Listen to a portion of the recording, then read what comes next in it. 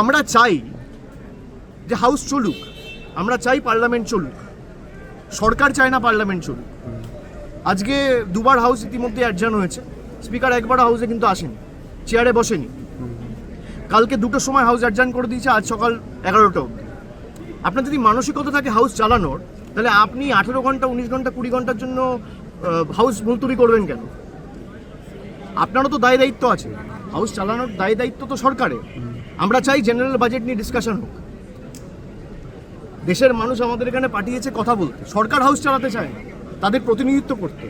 সাংসদরা আসে question আওয়ারে question করবে, 0 আওয়ারে তাদের ইস্যুগুলো দাবি দাওয়াগুলো তুলবে।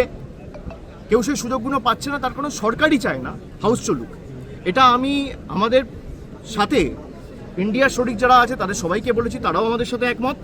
এবং গতকাল আমি এটা স্পষ্ট করে স্পিকারকেও বলেছি, যদিও আজকে তারা একটা 12:30টায় মিটিং ডেকেছে, আমাকে ডেকেছে, আমি যাব। কিন্তু আমার মনে হয় যে রুলিং পার্টি হাউস চালাতে চায় না, বিজেপি হাউস চালাতে চায় না, বিজেপি ডিসকাশন চায় না। বিজেপি যদি হাউস চালাতে চায়, ডিসকাশন চায়, স্পিকার এসে নিজের চেয়ারে বসুক, হাউস চালাক।